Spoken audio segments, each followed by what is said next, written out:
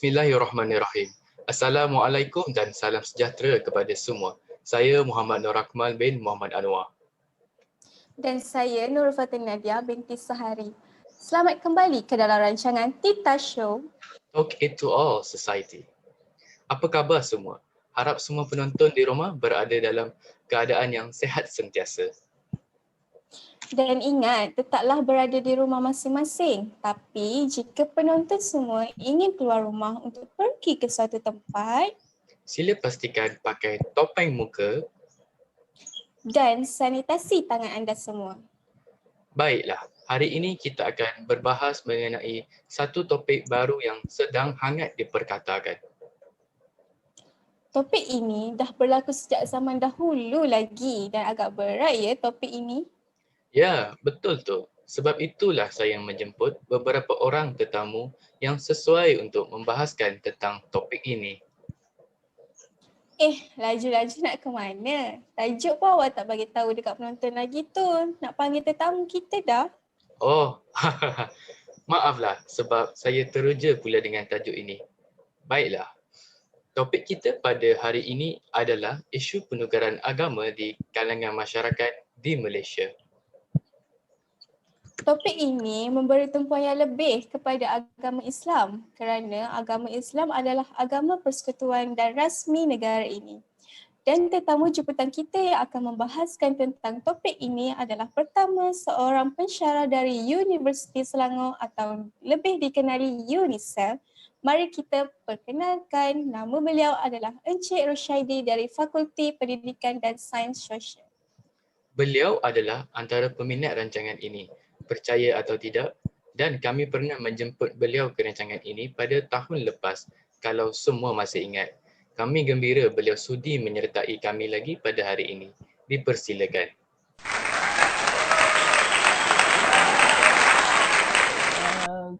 Boleh dengar suara? Boleh Okay, Assalamualaikum dan selamat sejahtera semua. Terima kasih kerana sudi menjemput saya ya. Ingat dah tak kenal lagi kan?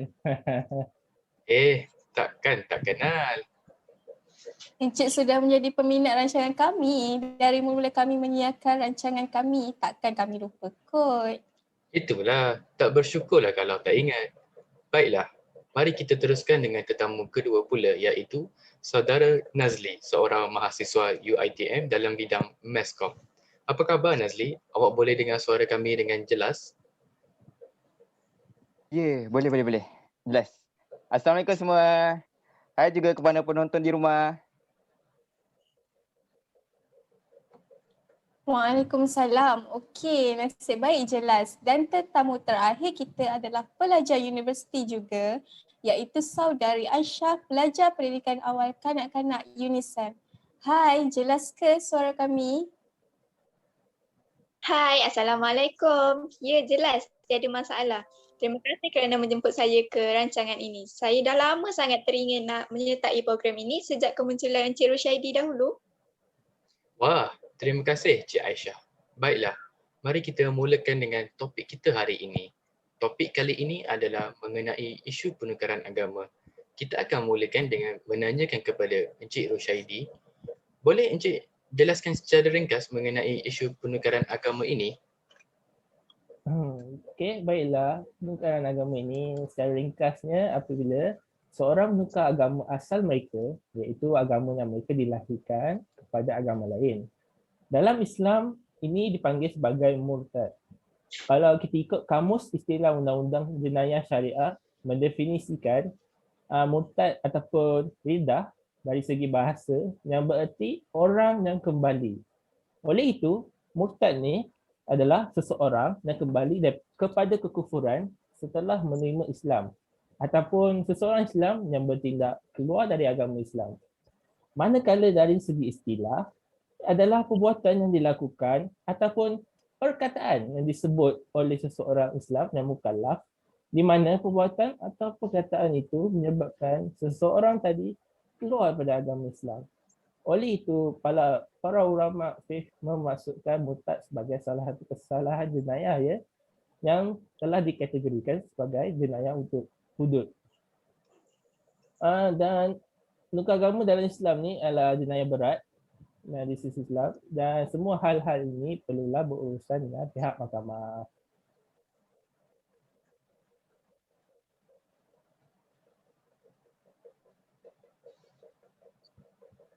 Baiklah, terima kasih Encik Rushaidi atas pengenalan topik kita ini. Memang padat dan ringkas. Jadi kita akan ke tetamu seterusnya iaitu Saudara Nazli. Baiklah saudara Nazli, boleh ceritakan kepada kami bagaimana murtad ini boleh berlaku? Adakah kita cakap kita murtad sahaja ke atau kena daftar dahulu? Jadi bagaimana? Hampir ya. Ada beberapa cara seorang ini boleh murtad. Yang kita selalu lihat orang daftar ingin tukar agama itu adalah jelas yang boleh dilihat. Tapi ia kadang-kadang tidak dapat dilihat. Antara perkara yang boleh menyebabkan murtad adalah melalui perkataan. Sebarang perkataan yang jelas boleh membawa kepada kufur adalah dihukum kufur atau ridah orang yang mengucapkannya. Antara contoh perkataan yang boleh membawa kepada kufur adalah seperti mengingkari keesaan Allah, kewujudan malaikat, kenabian Nabi Muhammad SAW dan seumpamanya. Kedua, menghalalkan apa yang diharamkan secara ijma'. Ketiga, mengharamkan apa yang dihalalkan secara ijma'. Perkara lain yang menyebabkan kepada kufur adalah perbuatan. Di antara perbuatan yang boleh membawa kepada ridak ialah mencampakkan masyaf Al-Quran atau kitab hadis Rasulullah SAW ke tempat-tempat kotor dengan tujuan menghina. Sujud kepada makhluk seperti berhala, matahari, bulan dan sebagainya. Perkara terakhir dan yang paling sukar untuk dilihat adalah niat. Contohnya ialah seperti berazam untuk kafir pada hari esok atau teragak-agak untuk melakukannya. Niat seperti itu menyebabkan orang itu kufur ketika itu juga.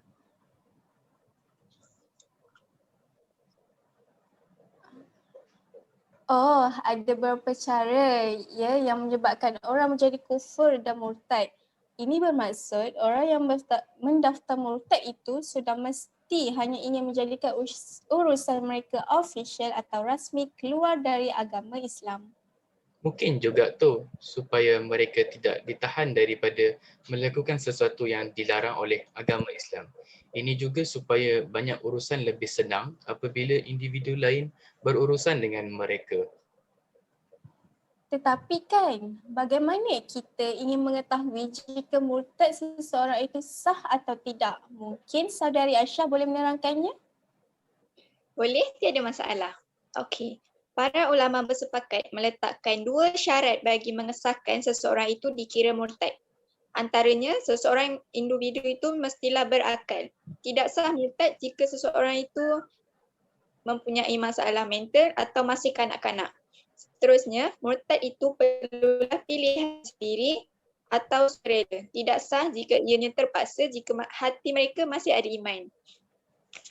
Jika kedua-dua syarat itu diikuti, maka telah murtad seseorang itu. Begitu ya. Baiklah, pada pandangan saudari Aisyah, apakah faktor yang menyebabkan berlakunya riddah? Sebab orang takkan tukar agama suka-suka kan?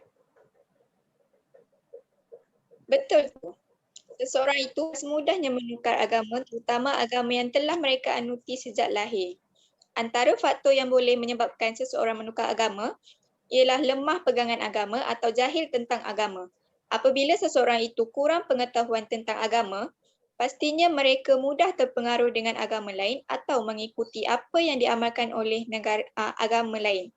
Seterusnya adalah terpengaruh dengan tawaran kebendaan atau agama lain. Apabila seseorang terlalu mengikut hawa nafsu, mereka akan lebih mudah terpengaruh dengan pelbagai kebendaan atau kebaikan yang ditawarkan oleh agama lain tanpa mereka memikirkan kesan dan akibatnya. Akhir sekali, tiada bimbingan untuk memahami agama selepas memeluk atau kepada individu lain yang ingin mempelajari ilmu agama secara mendalam. Oh, sekarang kita sudah tahu sebab dan faktor seseorang memilih untuk murtad. Tetapi apa cara yang boleh dilakukan bagi mencegah mereka dari murtad dalam Islam? Pasti ada cara yang sesuai kan? Saudara Nazli, apa pandangan anda mengenai ini? Okey, pada pandangan saya, cara untuk mencegah orang Islam dari murtad antaranya ialah dengan mengenakan hukuman mati. Mengikut jumhur ulama, kesalahan murtad boleh dikategorikan dalam kesalahan hudud yang terdapat dalam sistem perundangan Islam. Kesalahan hudud berarti kesalahan yang boleh dihukum dengan hukuman hudud. Menurut Imam Al-Syafi'i, seseorang yang murtad terlebih dahulu diminta bertaubat dan kembali kepada Islam dalam tempoh 3 hari. Jika tetap enggan bertaubat, maka barulah dijatuhkan hukuman mati. Ini akan menimbulkan rasa takut dan membolehkan seseorang memikirkan kembali tindakan mereka. Namun, di Malaysia, kita harus mengikut undang-undang yang ada. Tidak boleh suka-suka dalam melaksanakan peraturan sendiri. Cara mencegah yang lain ialah dengan mendalami ilmu agama. Setiap individu Muslim perlu diberi kesedaran dan galakkan bagi meningkatkan ilmu pengetahuan dalam semua bidang, terutamanya dalam ilmu ketuhanan yang mana ianya menjadi teras dalam pembentukan dan pemantapan akidah seseorang individu agar tidak terpesong dari landasan syariat sehingga boleh menjadi murtad. Cara lain juga dengan mendesak kerajaan agar tidak memandang enteng tentang isu murtad dan perlu mengambil serius mengenai perkara ini. Memang benar setiap negeri terdapat pihak berkuasa agama tersendiri dan semuanya terikat dengan undang-undang negara. Namun, jika kerajaan dapat mengesan kumpulan atau punca lebih awal dan mengurangkan kebolehan mereka dari menyampaikan ideologi mereka, mungkin gejala murtad boleh dikurangkan.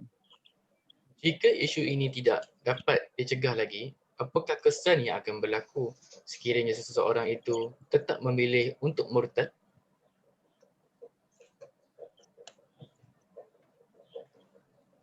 Sebab perkara ini bukannya perkara kecil yang boleh berlaku tanpa sebarang kesan kepada diri sendiri atau orang lain.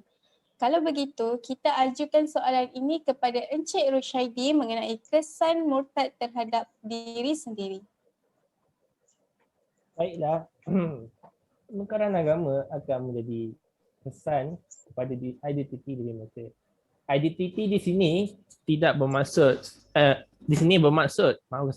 identiti di sini bermaksud status agama seseorang itu yang turut mengakibatkan pertukaran undang-undang dan obligasinya terhadap pihak lain dan juga obligasi pihak lain terhadap dirinya.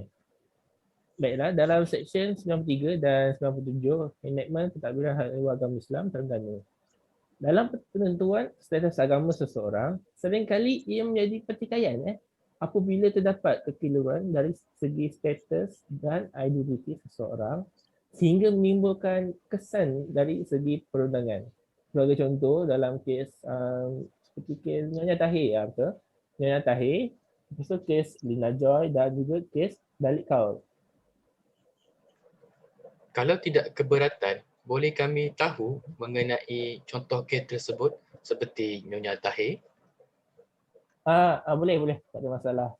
Nyonya Tahir ni secara mudahnya adalah orang perempuan bahasa Melayu yang lahir pada tahun 1918. Ya, betul. Memang dah lama cerita ni. Okey, dia dibesarkan oleh datuknya yang mu'alaf berbangsa Cina. Dibesarkan dengan adat resan dan budaya Cina. Ya. Okey, pada tahun 1991, beliau telah membuat surat akuan pada hadapan Pusatjaya Sumpah. Ya. Keseluruhan isi surat tersebut menyatakan beliau dah tak berminat untuk kembali kepada agama Islam dan mengaku sudah keluar daripada agama Islam. Apabila beliau meninggal dunia pada 18 Januari 2006, timbul masalah tentang pengebumian. Dan akhir sekali, mahkamah memutuskan beliau bukan beragama Islam semasa kematian mereka. Dan berdasarkan kes ini, banyak masalah timbul, terutamanya kekeliruan yang lain.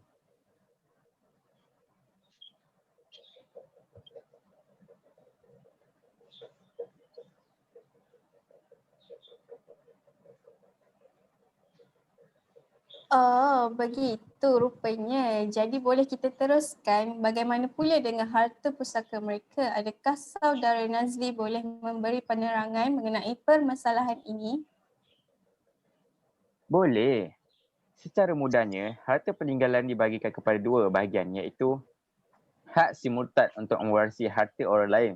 Seseorang yang murtad tidak mempunyai hak sama sekali ataupun terhalang iaitu mahrum untuk mewarisi harta orang Islam sama ada ibu, ayah ataupun sebaliknya. Kedua, hak orang Muslim untuk mewarisi harta orang murtad. Menurut sebahagian pendapat menyatakan bahawa harta orang murtad akan dipusakai oleh ahli-ahli waris dia yang beragama Islam dan jika tiada waris, ia akan diserahkan kepada Baitul Mal menurut Hasan Abdul Rahman pada 2006.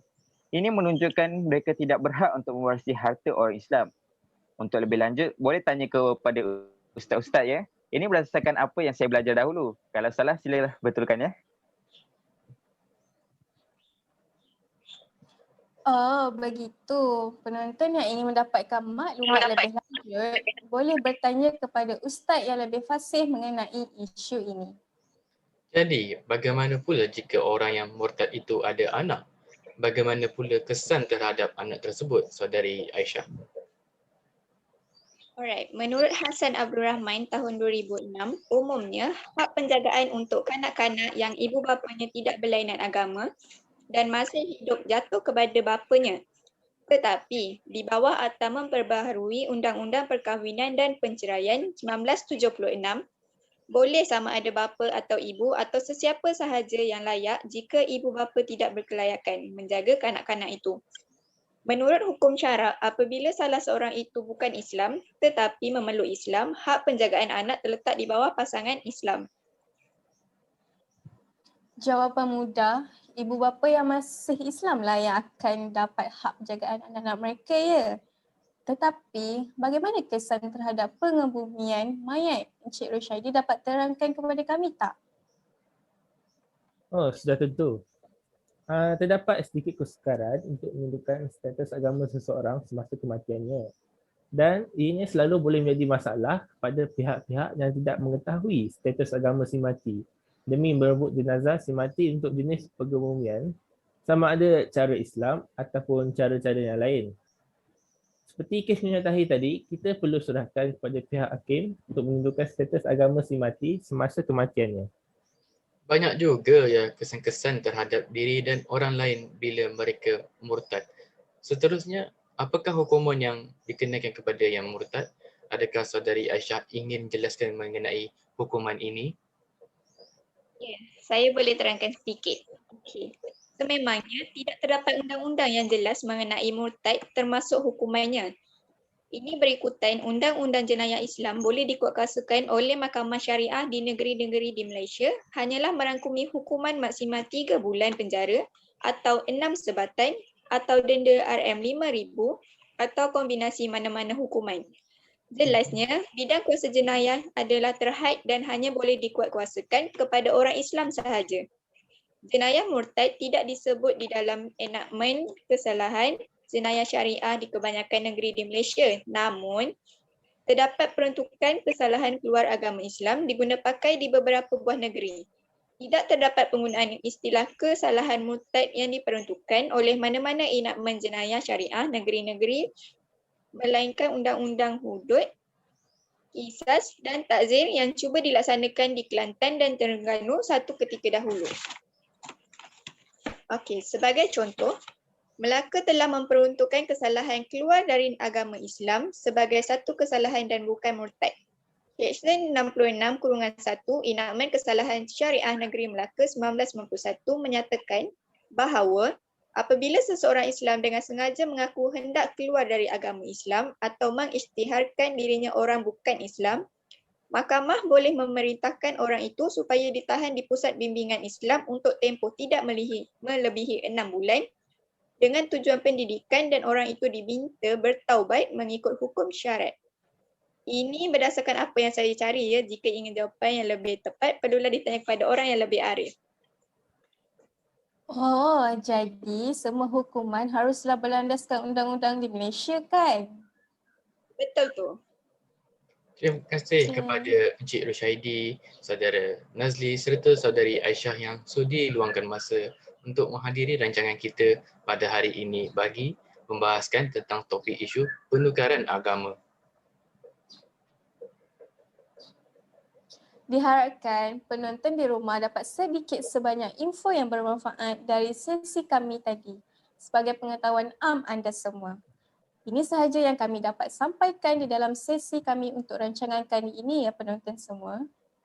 Diharapkan semua dapat menyaksikan kami pada episod yang akan datang dengan topik-topik yang bermanfaat. Terima kasih lagi sekali kepada tetamu kita. Semoga akan ada masa lagi untuk kita berkongsi maklumat yang lain. Terima kasih juga. Sama-sama. Baiklah, kita sudah di akhir rancangan. Terima kasih kepada semua yang menonton. Sampai jumpa lagi.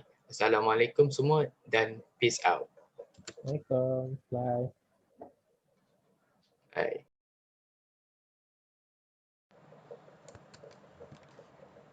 Bismillahirrahmanirrahim. Assalamualaikum warahmatullahi taala wabarakatuh. Saya Muhammad Nur Akmal bin Muhammad Anwar dari pelajar Universiti Selangor atau UNISEL Program Ijazah Sarjana Muda Kepujian Seni Reka Grafik Digital.